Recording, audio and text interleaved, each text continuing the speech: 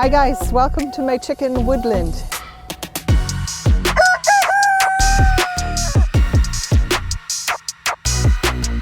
So we've got about 4 acres fenced in with 4x4 wire. It's keeping most of the varmints out from attacking my chickens, fox and raccoon for the most part, but it doesn't keep the hawks out.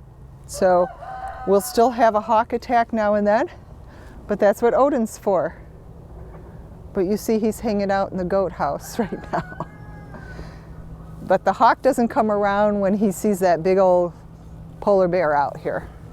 Every family could probably have, Joe Salatin says, 2 chickens to eat enough of their chicken waste. I throw out these old cherry tomatoes. You see there's some noodles, some bread, some pie.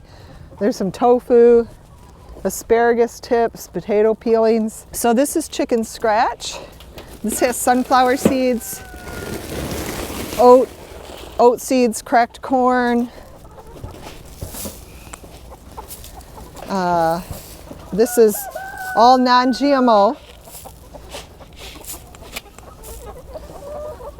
And when it warms up, the snow will melt.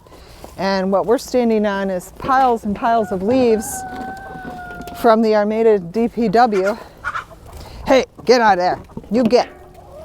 Each chicken eats about 4 ounces a day. So they eat about 4 ounces of feed, and then I give them a little extra scratch. So this is our mobile coop. It's an old trailer on wheels, and it's got a hitch.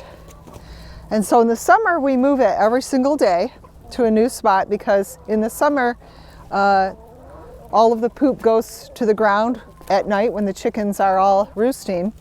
So we're fertilizing the ground. Approximately once a week, we move it to a fresh, clean area, maybe 20 feet. And so the chickens are always, in an area where they've got fresh greens and bugs and resources and things like that. But here in the winter, they don't have access to greens and bugs. But they're still able to come out, run around.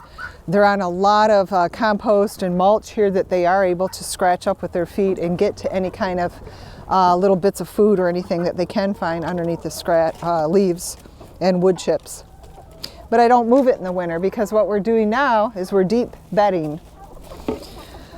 So once or twice a week, I bring in fresh wood shavings, spread them around the bottom of the coop, or sawdust from a local sawmill that we get for free.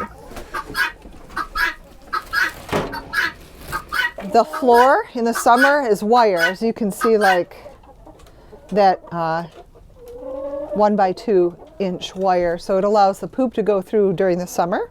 But in the winter, we have the deep bedding. So as they're roosting on all these wonderful poles here that are on this angle, they're all able to get on these poles, and it's on a big enough angle that they're not pooping on top of each other.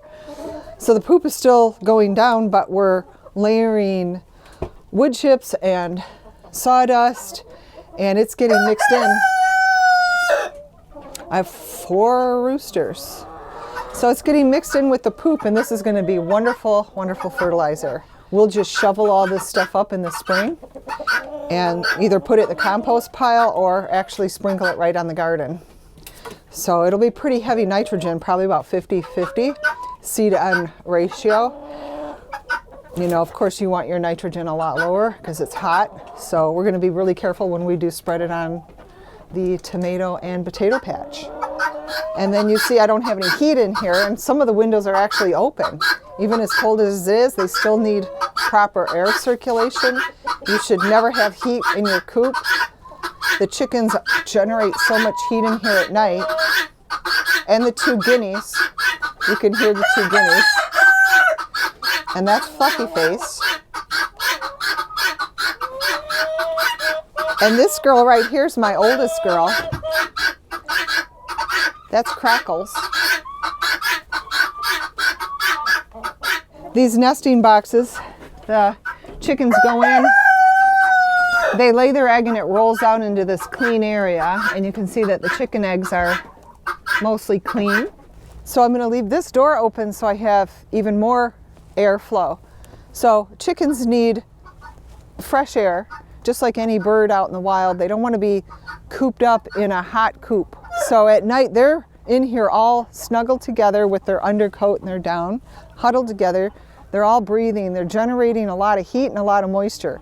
So if, say, in the morning it's like 55, 60 degrees in here from all that heat being generated and the air wasn't able to escape in the humidity, then the door pops open, they all come out at sunrise, and it's 10 degrees out here.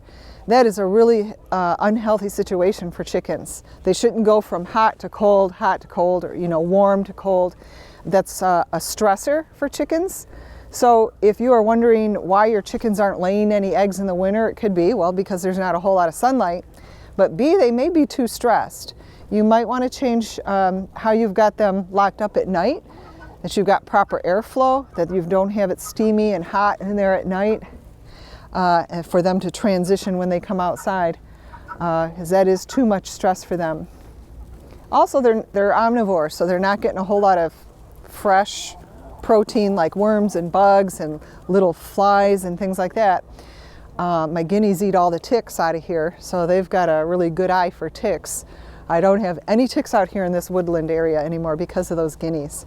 So that you might want to think about, I go to the grocery store sometimes and I get some really cheap ground hamburger when it's on sale, maybe 99 cents a pound, and I might buy like a big 10 or even 20 pounds of ground hamburger, and I might feed them a little bit of that red meat. They see that red meat and they'll just gobble it up like crazy. That will also help to build their feathers, and that might help them to lay a little bit more. But I do give them a lot of sunflower seeds too, so that helps with their oils and their healthy diet. So, and like I said, not feeding chickens GMO corn and GMO soy, I think that's filled with glyphosate, and I think that really wreaks havoc on their digestive system. So, oh well, it's all a trial and error here on the farm. This is my water set up here in the middle of winter. It doesn't freeze because I have a defroster thingy thing in there to keep the water from freezing. You see that electric extension cord? It runs all the way over to the barn. The tap sometimes freezes up and I've got to chisel the ice off of there, but for the most part I'm able to give them fresh water twice a day. Oh, you guys are so thirsty. Oh, got a lot of ice. It's good to use rubber bowls for the water so that you can turn them around and kick into them and they won't crack. We've broke a lot of plastic water dishes and we finally invested in the rubber bowls. Look at how thirsty they were. So chickens will drink 8 ounces of water a day each and eat 4 ounces of food a day. Right? So our goal here at Achatz Handmade Pie Company was to use only free-range chicken eggs.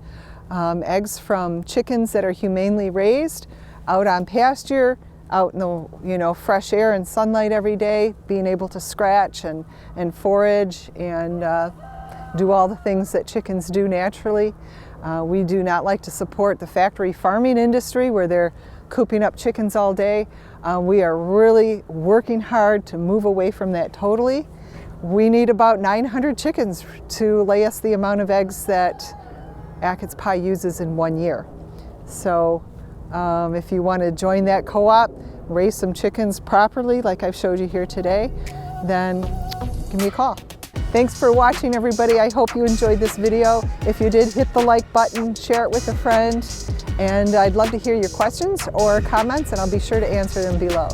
All right, thanks everybody. See you next time. Go get the big bear there. What's that bucket? Uh-oh. The goats want to play.